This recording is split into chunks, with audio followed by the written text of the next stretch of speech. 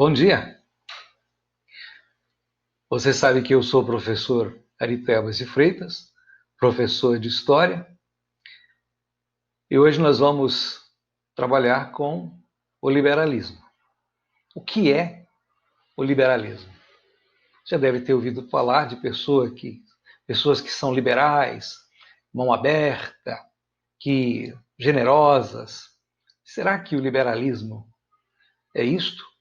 É claro que também é, mas aqui nós estamos falando no sentido filosófico, político, econômico deste assunto.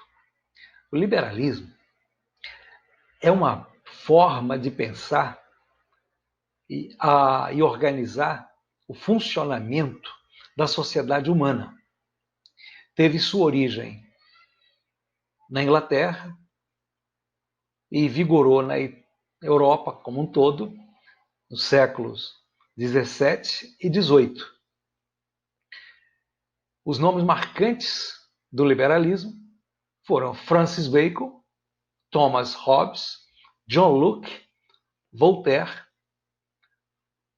Jean-Jacques Rousseau, Adam Smith, Montesquieu, homens que acreditavam que o ser humano nasce livre e com direitos que lhe são inerentes e que não podem ser negociados de forma alguma.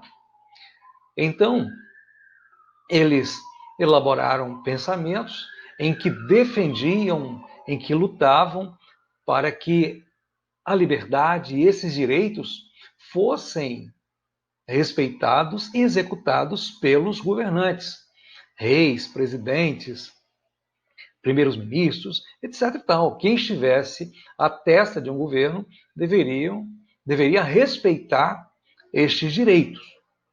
Então, eles defendiam que as conquistas do indivíduo, suas promoções, devem ser resultado do exercício dos seus talentos pessoais, o desenvolvimento da ciência, o conhecimento como resultado de pesquisas, deduções lógicas, análises, experiências que pudessem comprovar as ideias por eles defendidas, ou pelo indivíduo defendido.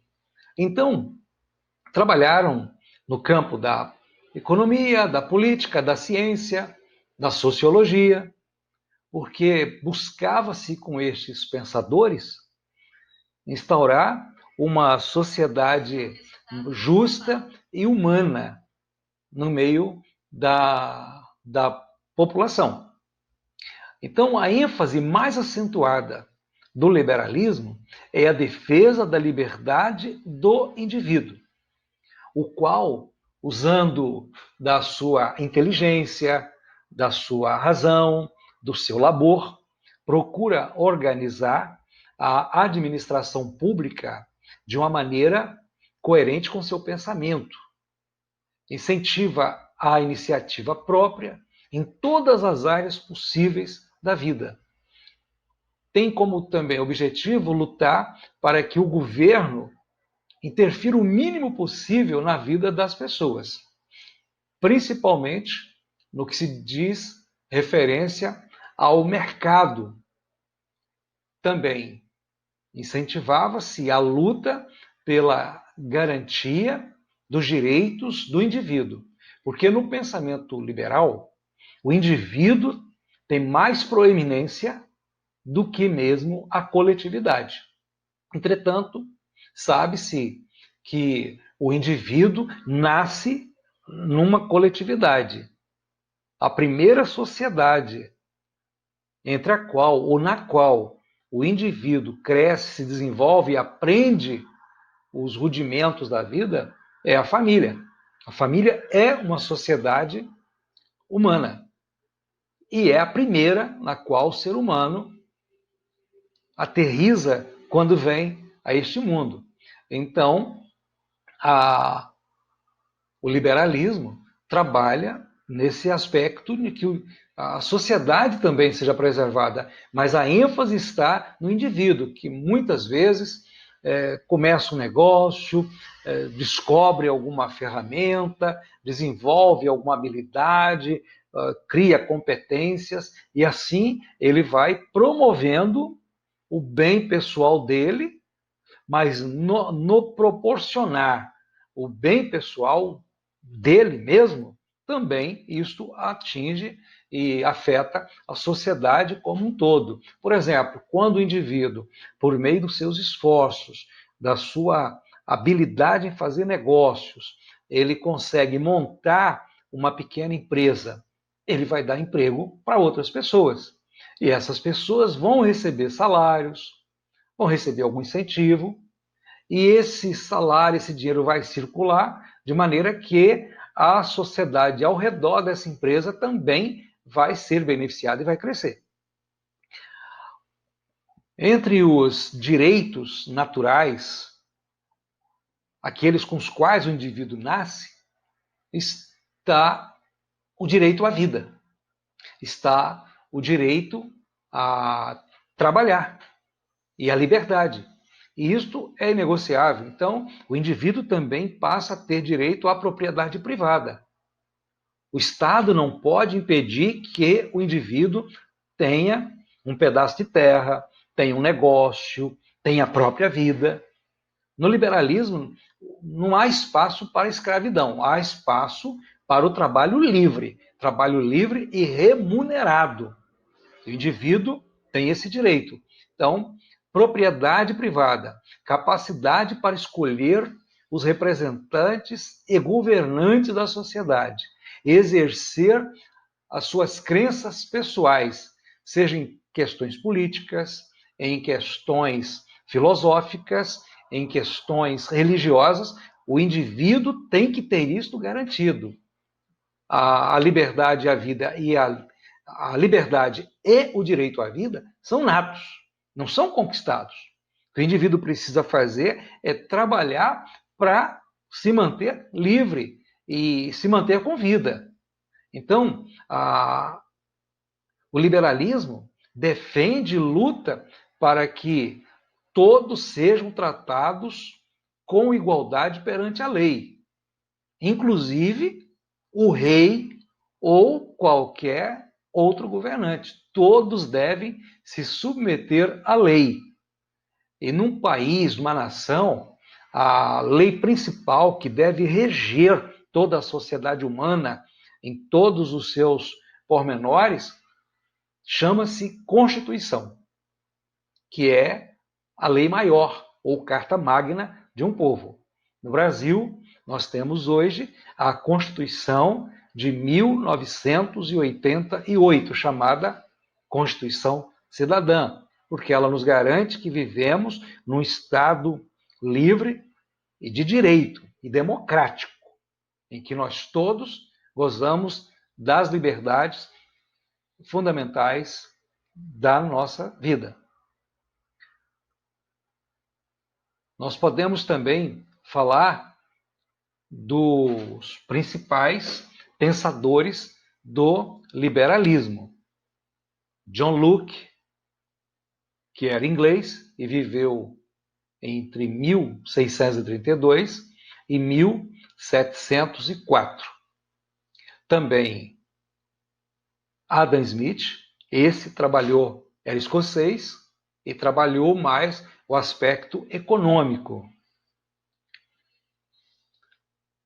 Também podemos mencionar o francês Montesquieu. Foi um jurista e é com ele que se desenvolveu a ideia de termos três poderes na organização política: o executivo, o legislativo e o judiciário. Cada qual, na sua área, eles são independentes um do outro. Nos seus campos de ações, cada um goza de seus direitos e responsabilidades, mas um não deve interferir no outro, pelo contrário, devem viver em harmonia. E eles não podem um querer ser maior ou melhor do que o outro. Todos são importantes. E numa sociedade justa, uma sociedade onde a justiça pode ser exercitada, ou deve ser exercitada, está exatamente esse detalhe. os três poderes: executivo, judiciário e legislativo. O executivo vai executar as ordens, as leis, governar. O legislativo vai elaborar e aprovar as leis que vão administrar o país, e o judiciário é responsável pela aplicação da justiça, julgamentos e recursos, etc. e tal. Dentre esses pensadores, Rousseau, ele era bastante radical, e para ele o governante, seja ele rei, o que fosse, o monarca, o soberano, ele só poderia existir, assim como o Estado, pelo consentimento das pessoas, do povo. Porque o verdadeiro dono do poder é o povo. E o governante deve governar, deve administrar as coisas públicas, visando o bem de todos. E deve governar de acordo com o pensamento e com a decisão da maioria. A minoria deve ser respeitada, mas a minoria não pode ditar como será aplicadas as leis, ou serão aplicadas as leis, ou como o governo vai governar para todos. O governo é feito conforme o pensamento da maioria, que é livre, que tem direitos. E todos os direitos de todos os cidadãos devem ser respeitados. Mas o exercício do governo será conforme a decisão da maioria. E se o governo também não estiver satisfazendo aquilo para o qual ele foi constituído, tem o povo direito a tirá-lo do poder. Isso, inclusive, foi usado na Declaração da Independência dos Estados Unidos da América, as 13 colônias, que formaram o que hoje nós conhecemos como Estados Unidos da América. Na sua Declaração de Independência, lá está reconhecido, escrito por Thomas Jefferson, que são direitos inerentes e inalienáveis do homem, do ser humano. Direito à vida, à liberdade e à busca da felicidade. E que um povo tem direito a derrubar do governo aquele governante que não está trabalhando para a realização desses direitos que são naturais do ser humano. Então, nosso pensamento, aliás, o que a nossa posição faz do liberalismo é isso. Liberalismo é a ênfase à liberdade, então é a liberdade do indivíduo, o governo como resultado do consentimento geral de todos e com o propósito de trabalhar, de governar para o bem de todos, não de um grupo ou de um segmento da sociedade. Ainda que, quando surgiu o liberalismo, a ênfase política e econômica estava muito voltada para uma classe social chamada burguesia.